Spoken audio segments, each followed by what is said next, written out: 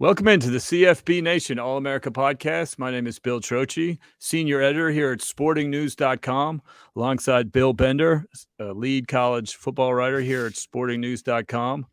And we are coming to you after an eventful week one of the college football season. Bill's coming from Columbus, Ohio, where Notre Dame and Ohio State had an interesting game for sure. I'm coming to you from Atlanta, Georgia, where Georgia put a beat down on the now unranked Oregon Ducks. Bill, give me a quick 5-second review on your 5 days of college football. Yeah, it was fun. And then I think you hit it. I mean, between Columbus and Georgia, that's where the top story is now to me. So whether it was Georgia's offense or Ohio State's defense, I think those were two of the biggest stories. And that's why those two are ranked number 2 and number 3. Not a surprise to me, though, Bill, that Georgia leaped them in the AP poll. Georgia put a beat down on Oregon. You put a beat down against the spread on sportingnews.com this week. Let me give you a chance to brag on your big week on your picks at sportingnews.com. Oh, I'm not going to brag because I know how quickly it can turn the other way. But yeah, 12-4-1. One of the biggest misses was Georgia. I thought that was easy. I thought, yeah, Oregon could cover, but got pretty hot, and we'll ride that heater into week 2. Our picks are up for week 2, so we can get into those in a little bit. But yeah, I know better with picks against the spread. You can feel like you're good, and then the next week it'll hit you like a ton of bricks.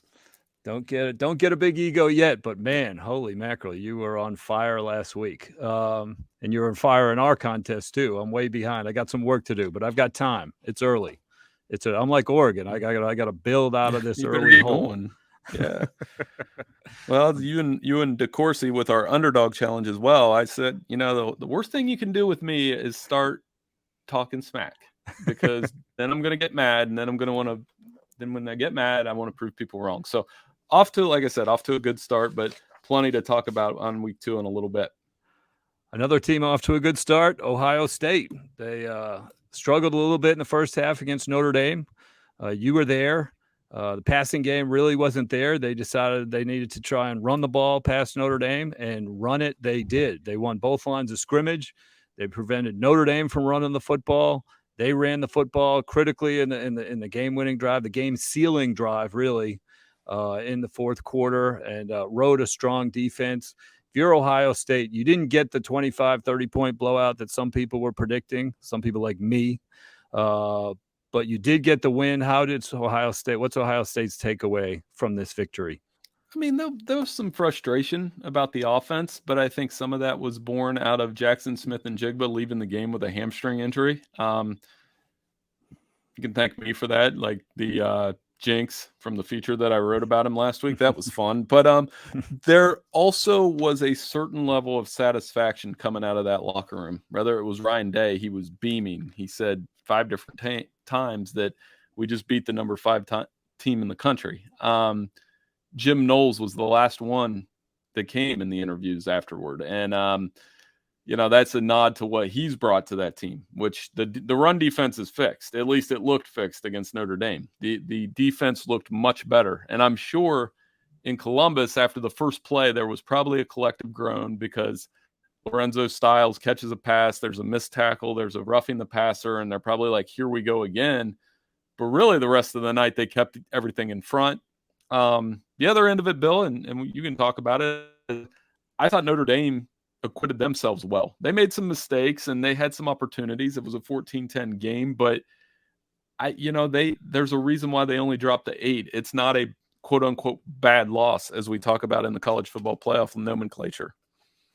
Yeah, there's no question Notre Dame has got an opportunity to fix some things. The biggest concern they had entering the game was the defensive secondary and how they were going to handle all these great wide receivers in the passing game of Ohio State. And they passed that with flying colors. They never were able to establish the run when they needed it. Tyler Buchner did not get a chance to use his wide receivers very often. No wide receiver caught more than one pass. No one on the team caught more than one pass except for Michael Mayer. So he's got time to ramp up. I think BYU's the next challenge. Clemson's going to be a big challenge in November. So as Notre Dame walks away from this game, they got to feel a lot better than they probably anticipated about their secondary.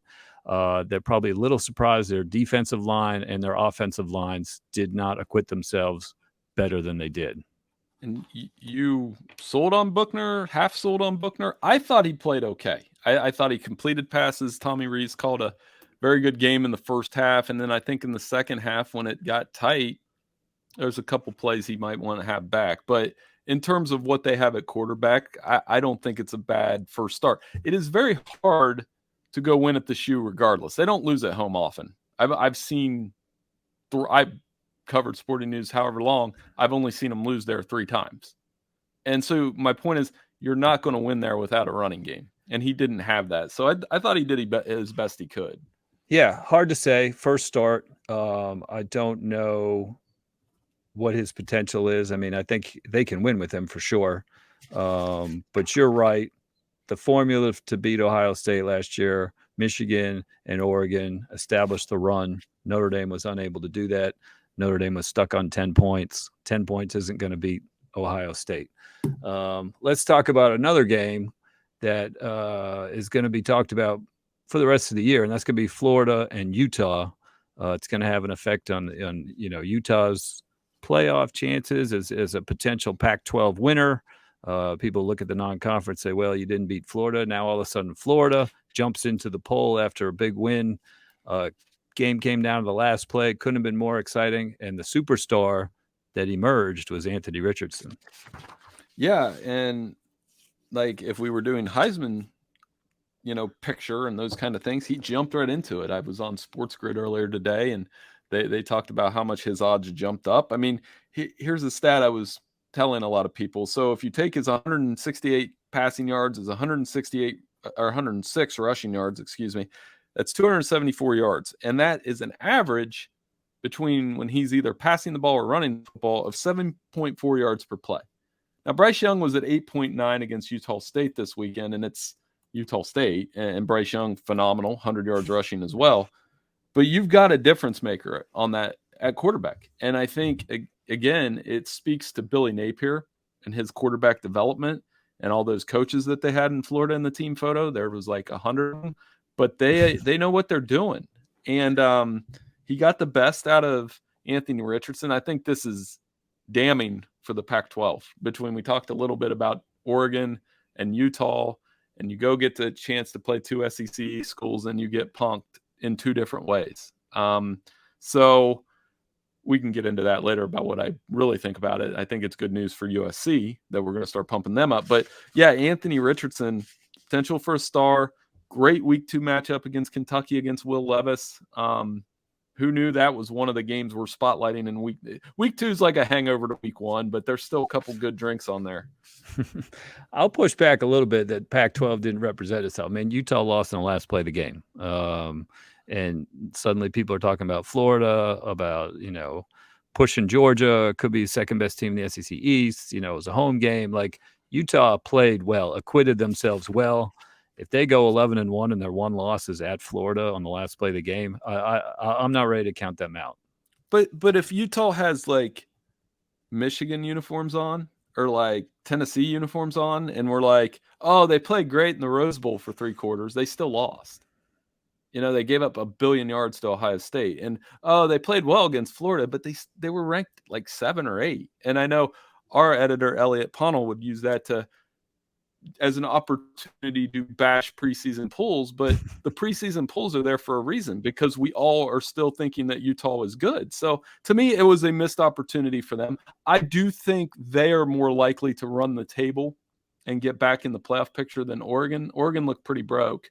So we'll see. But I hear what you're saying. It's not like a horrible thing to go to Florida and lose on the last play. But at the same time, when you're a top 10 team looking to prove it, those are the schools you have to prove it against. And they came within 1 play. Interception with can't remember, last 10 seconds of the game or whatever. So let's talk CFB playoff expansion. It got buried a little bit on Friday afternoon of Labor Day weekend. The games had started. The Thursday night backyard brawl was terrific. You and I talked about that on Twitter Spaces after the game. Saturday was kicking off pretty soon, and the CFP sort of slipped it in there that they were actually adopting the original proposal of 12 teams, or at least they're going to tell the directors that they need to adopt it. Your thoughts and your potential flaws that you see in the new agreement? Oh, I mean, we knew it's kind of like an exercise. We knew this was coming a year ago, and I kind of figured that whenever they we're going to expand, that this was what they were going to do. They weren't going to go to 8 or 16. There are some people that hate it. I'm not there. I'm kind of in the middle because I again, as somebody that watches a lot of movies, there's only certain movies that you can watch over and over and over again.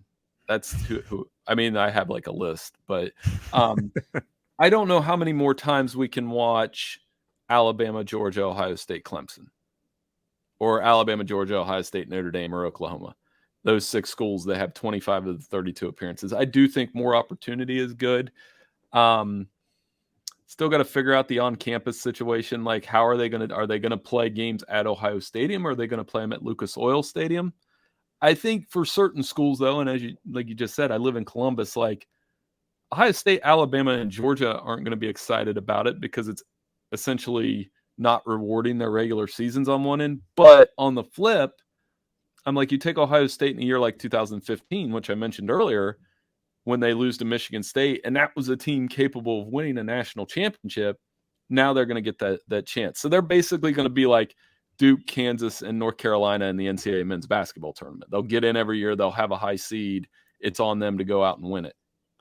Speaking of the NCAA basketball tournament, I see two major flaws with this proposal. I like the 12 teams. I like the 6 and 6. Like, I think those are all great ideas. I think they will push things forward, make things more interesting, have fewer people opting out, postseason games and things like that. I think one thing I don't understand is the seeding, that the top 4 seeds need to be conference champions. That doesn't make any sense to me. You referenced the college basketball tournament. They use the automatic qualifiers and the at-large bids to create the field, and then they seed them 1 to 68. For some reason, the football is deciding that the top 4 seeds have to be conference champions. So last year, when Alabama beat Georgia in the SEC championship game, and Georgia was clearly a top 4 team, we're going to knowingly seed them lower than Pitt, who won the ACC. That makes 0 sense. That I don't understand the benefit of doing it that way. Just seed them 1 to 12. That is illogical to me. And the second flaw is having bowl games host the quarterfinals and the semifinals. So we've got 11 playoff games now, and 6 of them are going to be bowl games, and then the national championship is going to be a neutral site game. Those 2 things don't make any sense to me. I think you got to go home field for quarterfinals. If you have to do bowls for the semis and the finals, okay. I'd prefer home campus again, but I can see the semifinals and the finals because we're kind of used to that at this point. Right. But the seeding, tell me where I'm wrong on the seeding. Tell me why Georgia should. I mean, what Georgia and Alabama could be both 12-0 this year and play in the SEC championship game. And under the new format, the loser gets a 5 seed. Georgia, I think they're just trying to maintain the value of the conference championship game by that. And whether it's right or wrong, it's not great. I didn't like either that they don't reseed. They will not reseed. They will play it like the bracket, like the NCAA tournament. If a 11 seed wins, then they keep going that same route, like through the same teams that they have to go through. So, it's not perfect. And the semifinals, I figured they would keep on campus. I would like you to have the quarterfinals on campus, but you can just read the writing on the wall. They're going to want those games in places like Lucas Oil Stadium and SoFi Stadium. And Hard Rock Stadium, like places like that. And that does give a corporate feel to it. And for the weather concerns, which always drives me crazy being up here, it's like, one, global warming's happening. It can be nice in Ohio in December. It's not, I can still wear shorts in December in Ohio sometimes. One, two, the NFL plays playoff games in January in these places, in Kansas City, in Cincinnati, in Pittsburgh, in Green Bay. And that's part of and just like they go down to Tampa Bay and Dallas and places like that. So, I mean, taking the weather out of it's kind of it's an excuse. I mean, and I think part of it is that they've done it this way for so long that they don't want to do it. I mean, they don't do a lot of Big Ten primetime games anyway, but now they do, but they used to not to. So I don't know. I think it's one of those deals where it's not perfect, but it's not, I still like it. Yeah, I like it too, but I just can't wait till the first time Ohio State slips up once in the regular season and becomes a 4 seed as a conference champion, and they have to play like a 1-loss Georgia team in the Peach Bowl as a 5 seed. Well, but not exactly rewarded right there. Yeah, but people are going to complain anyway. Now they're going to have a new set of things to complain about. So, like, with our colleague Mike DeCourcy, I don't want to hear him talk about expansion anymore. Here's 12. We're not going to 16 or 24. Or if you're the 13th best team in the country, too bad. Like, that's what I'm going to say. We're not doing this again. We don't need the 4th team in the SEC in the playoff. I don't care if they're better than the best group of 5 team. I don't care. You're out. I don't. And if Ohio State loses and doesn't like their seeding, too bad. When you're still in the playoff. So I think it's going to be fine. There's always going to be something to argue about. There's always going to be strength of schedule to argue about. I am somewhat surprised that the Big Ten and SEC agreed to it, because they do have the most college football playoff contender type teams. And some of them are going to get left out at the expense of a Big 12 with Oklahoma State maybe being the best team, a Pac-12 with Oregon and Utah, basically, who we just watched lose, taking Florida's playoff spot. Wait till that happens. That's where the real debates are going to come. Very true. Okay, let's move on to week 2. As you said, hangover week. Is that what we're saying for week 2? But anyway, we're going to start off big noon game, Austin, Texas, Alabama, Florida. It's going to be on Fox. Alabama, Texas. Alabama is favored by 20 points. They have not played since the 2009 national championship game. They have not played an on-campus game in 100 years. All of their matchups have been in bowl games since then. Quinn Ewers, it's time for you to take center stage, baby. What do you got to you're going to explore that topic this week on sportingnews.com. What is going through Quinn Ewers' mind this week? I watched the Quinn Ewers film against Louisiana Monroe today, and I was excited to do it. So I sat on the chair. I've watched all his passing plays, kind of got a feel for what they might do. And here's the thing. It's and this is probably where my column's going to go. There's this like John Daly effect about him, right? With dudes that have long arms. He can throw the ball forever, right? So it's kind of like John Daly on a golf course. You go to see him hit the ball 400 yards. But what happened in his first start was he was missing those long ones. He was 0-4, trying to throw over 20 yards or more to Xavier Worthy. The connection wasn't quite there.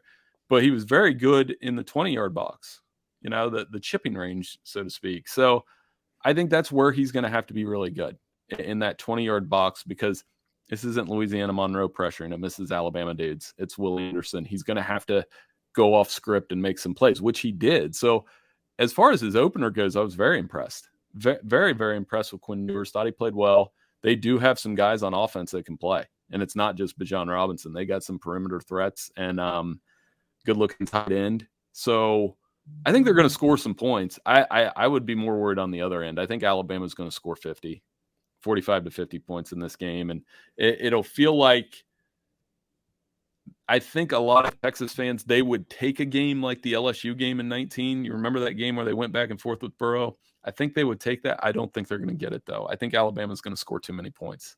Yeah, we just saw Kirby Smart, beat his former assistant, and after the game say, well, we've got better players. So it's, no indictment on him. Will Nick Saban be saying the same thing on Sark? just basically saying we have better players, because Alabama looked terrific against Utah State. I know it's only Utah State, but they had, I think, first 9 possessions. They had 7 touchdowns and 2 field goals till they took Bryce Young out. I mean, they were not going to be stopped, and I don't know how much the Longhorns can slow them down on Saturday.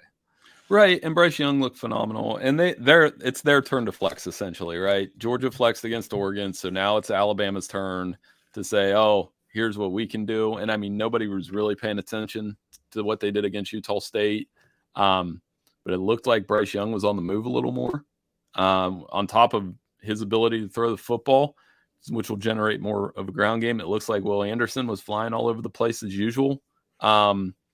And they get a big spot. I mean, I'm excited for this game from the brand standpoint. This is a Southern version of sorts of Notre Dame, Ohio State in a lot of ways. You know, with Texas kind of playing the role of Notre Dame, where they're at home, they're heavy underdogs, they're on the upswing, I think, with recruiting. And watching them, they've got, like I said, they've got some guys that can get in the end zone. They're going to score some points. And it'll just be interesting to see how Quinn Ewers improvises, because those are the guys that have beat Alabama in the regular season. The Johnny Manziels, you would take it all the way back to Stephen Garcia at South Carolina. They haven't lost much, but it's the guys that kind of get out of the pocket, make some plays, get on a hot streak, and are accurate, that would give Texas a chance. Let's move over to the SEC East, where suddenly we've got 2 ranked teams facing off against each other. Florida jumped up from unranked to number 11 after beating Utah. Kentucky and Florida had a great game last year. Kentucky beat them 20-13, came right down to the wire. Kentucky blocked actually a field goal and ran it back for a touchdown that kind of turned the game into Kentucky's favor. Then they had a kind of a goal line stand last year. And this was before we knew Florida was going to go 6-7. Florida was, I think, 3-1 at the time of that game. Right. And their only loss was a 2-pointer to Alabama. So Florida was, we still thought of them as a top 10 team before they fell apart. But Kentucky played great. That's got to give them confidence heading down to the Swamp this Saturday. What do you see out of that one? Yeah, probably going to continue to ride Florida here, and with that hot streak being in where they're at. Kentucky's got a couple suspensions on the offensive side of the ball. I mean, it is a fun game for NFL draft nicks, mock draft nicks that want to watch Will Levis and Anthony Richardson and prop them up against each other. Will Levis did not have big numbers against Kentucky or Florida last year. So, yeah, it's going to be a good matchup, I think, but I'm going to continue to ride with Florida. I did this with Illinois last week. I made that mistake, but if the Gators go to 10-0, suddenly they'll be probably flirting with top 10, depending on what shakes out this weekend, that's to Elliott, our boss's point. Yeah, then that makes us look bad when somebody shoots up the top 10 right out of the go like that. But that's part of that's why they play these games. That's why surprises happen. Exactly. Tennessee, another SEC East team. They've got their hands full this week. They got to go to Pittsburgh, 3:30 ABC game. Tennessee lost to Pittsburgh last year. That was when Kenny Pickett came on the scene as a potential Heisman guy. A little bit of a shootout. It was 41-34. Pitt had a 4th down stop at Tennessee late in that game. It was a great game. Pitt's coming off an emotional backyard brawl win against West Virginia, but they got at least 2 extra days to kind of get themselves right. Tennessee, easy opener, 59-10 over Ball State, 38-0 at the halftime. Who has the edge in this game with West Virginia? Sorry, Pitt having a competitive game against West Virginia. Tennessee did not have a competitive game against Ball State. No, Hendon Hooker is going to be the guy in this game that matters. He played well in this game last year, 15-21, a couple touchdowns. Looked good in week 1. In this game last year too, Pitt ran 82 plays. So Tennessee really, that's all they do. They have to control the tempo, run more plays. It's probably going to be a shootout. It's a tough game for them on the road. I looked the stat up. It's not like Pitt in the role of home underdog. They're 8-7 against the spread and 7-8 straight up. It's not like they're super dogs at home or anything like that. I think it's a very evenly matched game. And it comes down to which quarterback do you trust a little more? Is it going to be Hendon Hooker or Keaton Slovis? And last week, JT Daniels pretty much matched Slovis until a ball went off his receiver's hands, and that was that. So I think Tennessee's good enough to go in and win this game. They're ranked for a reason too, and I've been high on them, so they're favored. So, I mean, it's another one of those, anytime the lower-ranked team's favored, I either get really nervous or I'm very confident, and I'm probably erring on the side of confidence with Tennessee in this one. What is the spread right now? It was 6.5, I think. I Wow. think that's what we posted. That's high. I think Pitt will cover, but when you're favored by that much, that says that they're confident in Tennessee to go get that victory. Interesting. That is interesting. Another interesting game. USC, we get a first chance nationally to see them. They were on Pac-12 Network last week when Lincoln Riley made his debut. They are traveling to Stanford, 7:30 ABC. Last year, Stanford went 3-9, but one of their wins was a week 2 beatdown of USC. Game they led 42-13 in the fourth quarter, ended up winning 42-28, and Clay Helton was fired the following week. So USC, this should be a different story. Stanford had a decent opener. Emmitt Smith's son, E.J. Smith, had a good opening game. He had 111 yards, and then USC, of course, blew the doors off of Rice. What do you expect when we tune in and we get our first chance to see Caleb Williams in a USC uniform? Yeah, this is their first kind of coming out party of sorts with Lincoln Riley. I mean, nobody probably watched them score 66 last weekend, but Caleb Williams, efficient, looks comfortable, obviously. What I'm interested in is they are on the road, and Caleb Williams did not play great on the road last year in Big 12 play. He had a rough start at Kansas. I mean, they were having issues with Kansas. So Stanford is a tough place for USC to play. They've lost 4 of the last 5 there. Stanford has a talented team. You mentioned Smith. They're going to run the ball. They're stick to what they do. But, this is another, keep using that term flex. This is USC's chance to flex and say, hey, we saw what the other 2 teams did last week. Here's what we can do. And, they're top 10. I expected that. I knew that if they scored 60 points that they would be ranked in the top 10, and that's exactly what happened. So, this would kind of establish them as not all the way there yet, but definitely in the playoff conversation. Right, a little bit. I mean, Stanford still doesn't have a lot of respect. You know what I mean? Like it's almost a lose-lose for them. Like that. Well, unless it's a blowout, right? A close win's not going to feel great for USC, even though they had such a disastrous game last year against Stanford. All right, time to update the confidence contest. But before we do that, Bill, you know what time it is. Trocchi trivia time. Yep. Trocchi trivia time. I'm think excited. You'll get this one. Last time Alabama and Texas played, it was for the national championship at the Rose Bowl. Colt McCoy was the quarterback at Texas. He got hurt in the first quarter. Who came in at quarterback for the rest of the game for the Texas Longhorns? You look like you know it. Don't answer until we do our picks. We'll have the answer at the end of the show. Okay, confidence contest. To review, we pick 4 games against the spread. We pick any 4 games we want, and we order them in order 4, 3, 2, 1. 4 is our most confident. 3, 2, 1, you get as many points if you get it right. Bill, last week, 3 for 4. You picked up wins with Notre Dame covering, BYU blowing out USF, and Florida barely covering over at Utah. And I had the 1-point cover. That's it. I missed my 2, 3, and 4 pointers. I got the 1-point cover, and it wasn't impressive as UNC covered a 1.5-point spread with a 63-61 victory at Appalachian State. So the season scoreboard right now is Bender 12, Trocchi 3. Like I said, I'm the Oregon Ducks. I got to pick myself up off the canvas and regroup for the long season ahead. Again, you have the honor. You won the week. Why don't we do this? You go your 4-pointer. I'll go my 4-pointer. We'll go back and forth. 4, 3, 2, 1. Who is your 4-pointer for week 2? It's a dangerous 4-pointer, but Baylor, 3.5-point dog on the road. And we can go off whatever line you have. Like we can adjust it. So it's just that's the one I saw 3.5. That's a good game. Baylor and BYU. Before last week, before the rankings moved, this was at one point the only game between ranked teams. Baylor handled them last year. I know it's a tough game on the road. I know BYU is good, but it looked like Baylor didn't miss a beat with being able to control a game with their offensive line, and that travels.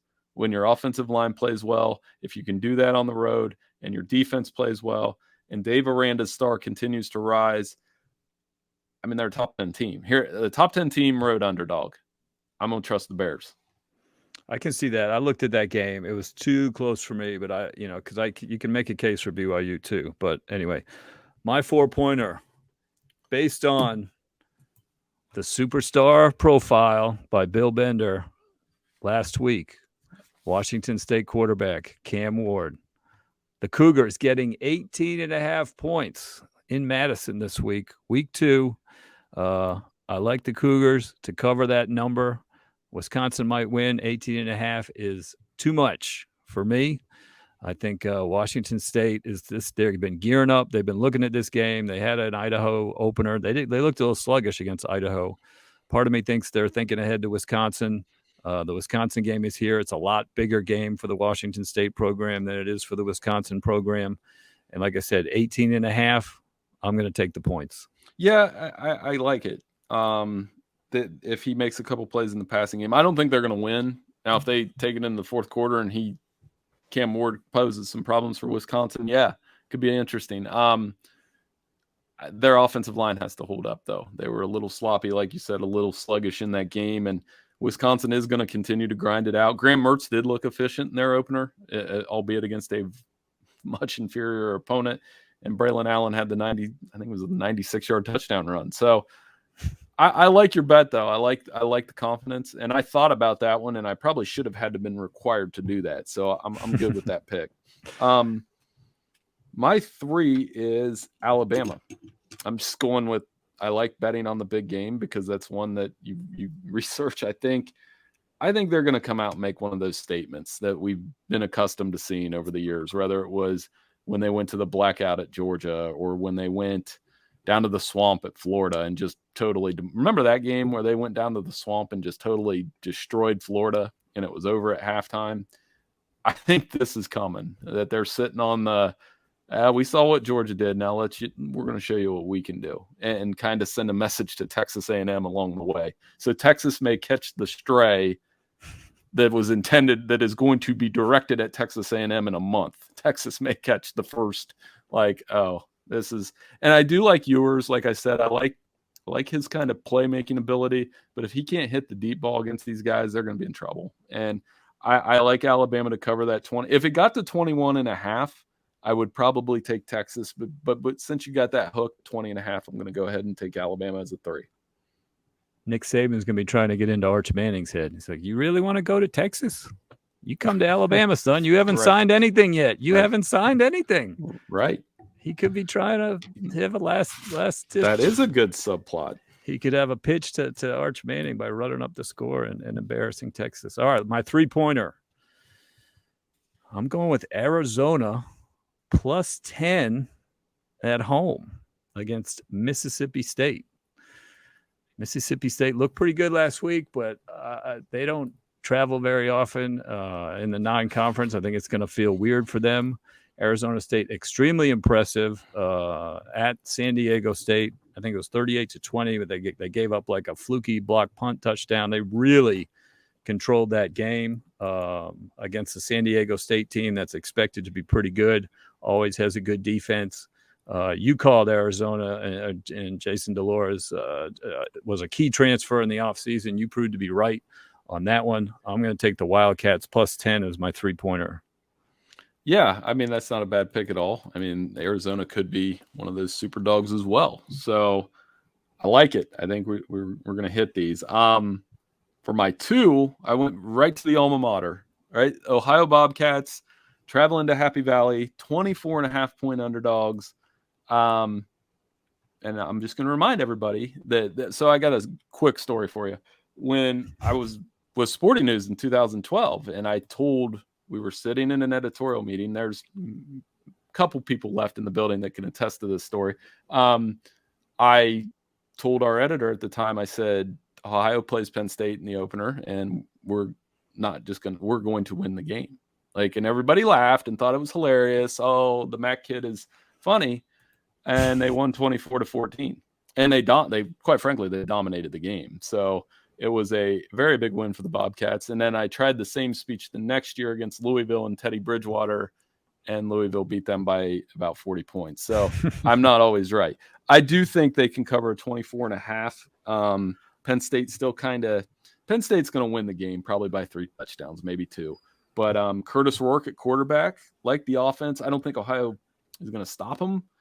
But I could see this being like a 42-21 type game, and OU slips in a cover, and why not? It's the alma mater. I'm going to see if they can go to Happy Valley and have a good time.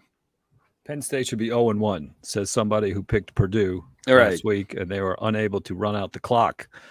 So my 2-pointer, I am going to go right here in Atlanta. UNC, North Carolina, is coming to visit Georgia State. 7-point favorites. I like North Carolina to cover this one. They barely covered it at App State, but their offense looks great. Their defense can't be as bad as it looked. That was just a weird game that got out of control in the fourth quarter. They were very much in control, obviously.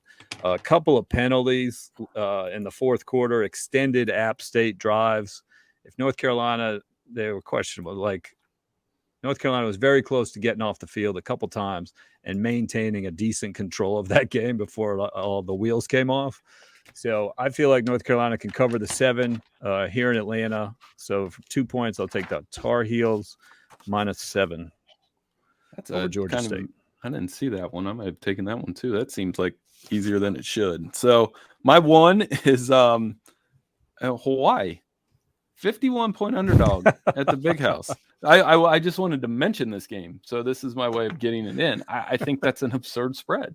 I know how much better Michigan is than them, and I know J.J. McCarthy's starting, and I know this is potential to blow up, but Michigan just isn't a team that, like, even when they blew out Colorado State in week 1, it was a methodical blowout. Like, I do think if Hawaii can score a touchdown in this game, a touchdown, not a field goal, a touchdown, and get to 7, that it feels like 56-7, 55-7. And I think with McCarthy starting, there's going to be like a get in, get out type deal. And that's what they tried to do against Colorado State. Could see a lot. I mean, Hawaii's bad. Hawaii might be the worst team in college football right now, but what are you supposed to do when you're handed a 51-point spread? You have to take the underdog.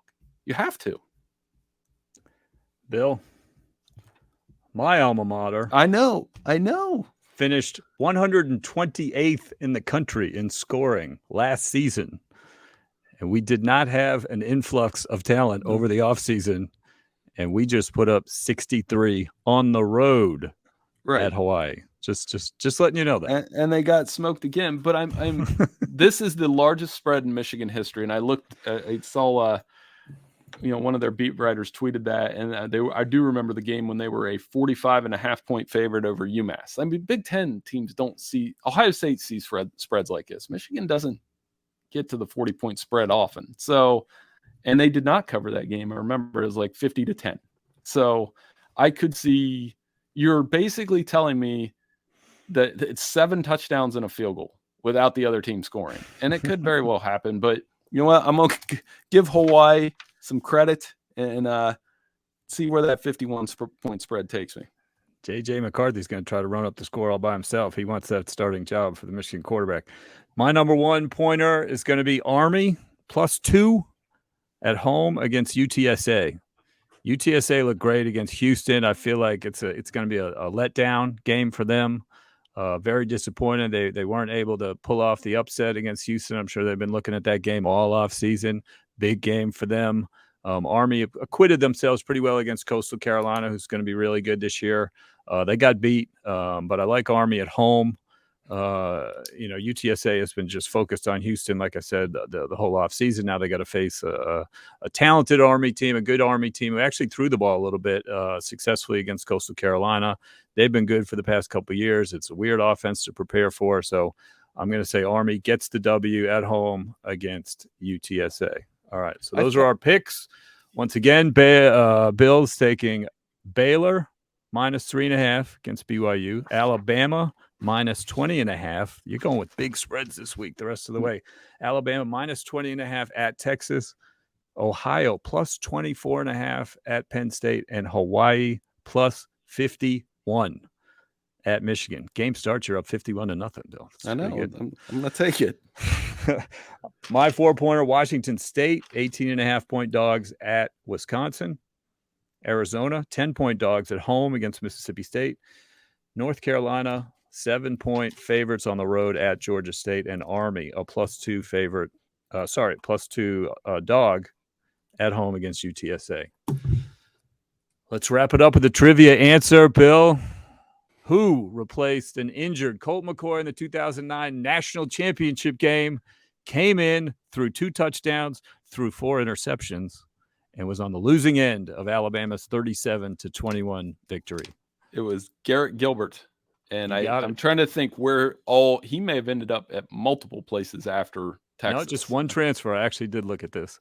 Was it SMU? Yes. Yeah, so he ended up there. And the I know he's the answer to the trivia question, but the bad part of that, and Quinn Ewers was actually, I listened to his media availability thanks to Chris Hummer from 24/7 Sports. He sent it to me. He's down there in Texas. Everybody should follow him. He sent me Ewers' availability from Monday, and Ewers was asked about Colt McCoy getting hurt in that championship game. And he remembers Colt getting hurt. Everybody remembers that because you probably could have turned your TV off after that. And that's the sad part is, had Colt McCoy played, that would have been Alabama probably still wins, but I think it would have been infinitely more interesting, to see what that Texas team would have done against them. That was a very good Texas football team.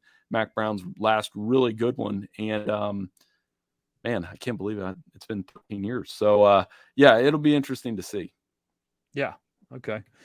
Very good. All right. You nailed that one, just like you nailed almost all your against the spread picks last week. We will see everyone. Thank you for coming, listening to the CFB Nation All-America podcast. Bill and I will be hopping on some Twitter spaces on Saturday, reacting to whatever games that probably after the Alabama-Texas game in the noon window. We'll chat. You can find us on the Sporting News Twitter handle as we kind of dissect that game. We'll see if Alabama does throw the beat down that Bill sees coming. And we will see you back on this YouTube channel or on the podcast network at CFB Nation All-America Podcast next Wednesday. Thanks, Bill. Thank you.